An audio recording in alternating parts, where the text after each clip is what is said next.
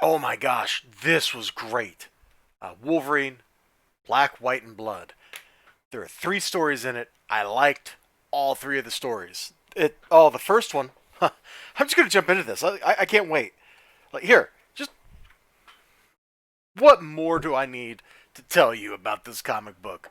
Just go buy it for the first short story, which is just Wolverine and Sabertooth fighting, exchanging words, having a vicious, bloody battle. This is super classic. This is what Wolverine, like at his core, this is what Wolverine is all about, man. That the feral woodsman, like he tracks Sabretooth. It's not just like they run into the woods. Wolverine's there for a reason. Sabretooth is there for a reason. Part of that reason is Sabretooth was hoping Wolverine would show up so he could do what Sabretooth does, which is pick on Wolverine. And it's just so much excellente right here. Like, boom! Thumbs ups only get so big before like your thumb falls off. And this gets like the biggest. The art's nice, it flows well, the use of the red is striking and appropriate. I just man, it's so great. It is absolutely great. I'd show you more of it, but if I did, I'd just end up showing you the entire story. The next story with Wolverine, he gets captured by Arcade. This isn't a spoiler. This is literally just the second page of the story, and he's got to go through the death trap.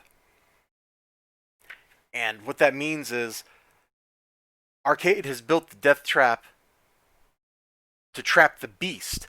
So, like, sorry. Oh, I'm never going to find the exact page I was on before, am I? No, that's not it. Dang nabbit, I should just stayed on that, like, put a thumbtack or something. No, that's not it. Uh oh. Here we go. All right, put it here. Because that's kind of what this is. Like, he gets to fighting Sabretooth. That beast comes out. The feral dude. It comes out. They have a great fight. Arcade builds his death trap for the beast. And so to overcome the death trap, Wolverine has to tap into the non-feral side of himself. He has to control the beast. So there's like that great inner struggle.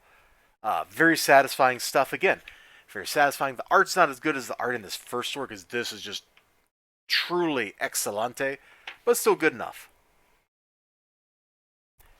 And the last story takes place in Madripoor, and it's like a fight sequence where Wolverine and Kitty Pryde are having to fight these other mutants, and they don't have like all their powers and stuff. So it was a good story. Wolverine's in his patch identity, and they have a great fight sequence. There's a lot more talking, I feel like, in this one, and I'm not sure that all that talking was really to the story's credit. But at the end, watching them outthink their enemies who seem like they're a little bit superior, which, we were just talking about Wolverine being like the feral beast, right? And how Arcade made him like have to become the man to overcome the challenge, the like trap and stuff. And so here, Wolverine can't rely on the feral beast because of the nature of the fight they're in. So he has to think until it's time for the beast to come out. So he gets to like time the unleashing, and there's just this great balancing act. And Kitty Pryde goes through similar stuff. All in all, we're just gonna flip back to the cover of this because I really like this cover. Like this cover is some really cool, very classic looking Wolverine stuff. You've got three actiony stories in here. Maybe none of them are like super deep and amazingly spectacular or whatever, but they're all pretty serviceable stories. The first one is the best. The other two are pretty good. I liked reading all three of them. I was hype by the time I read. When I finished reading each one, like read the first one, get hype. Read the second one, get hype. Read the third one, get hype. Like that's just how it went. Boom, boom, boom. Three quick, satisfying reads. $4.99. This is like the best comic featuring Wolverine since Wolverine Black, White, and Blood #1 came out. Which, boy, that book had one heck of an opening, man. That first story in that book with the Wendigo. Whoo! Woo! Yeah, two thumbs up for that one. In fact, I'll give the first story here with Sabertooth 2 thumbs up as well. Like, that is some ace level stuff. Loved it. This is a great book. Um,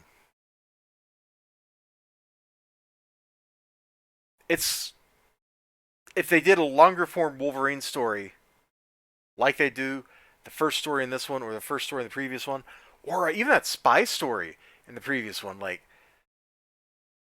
that felt very Wolverine. It felt very correct. It's great. This is, I think, the best thing Marvel's publishing. That's not a reprint. And I know that's going to be sacrilege. People are going to be like, oh, what about Venom or whatever? Man, I have seen so many people talk about, like the last Venom or like the last Spider-Man or Venom event or whatever, and they're just like, this was totally unsatisfying. So you can take your Venom is amazing, and you can just go that way. These are great. They're one shots. They're kind of timeless. There's not really any indication of when they take place. They're just taking place. They stand on their own. All you need to know is a little rudiment of the character, and you can read this. You don't need to know 30, 40 years of backstories or anything. You just need to know Wolverine is this guy that heals, and he's got claws. And the story pretty much takes care of itself after that. Anyway, you all have a great day, great night, great whatever you got going on. Shrips again next time. Until then, bye-bye.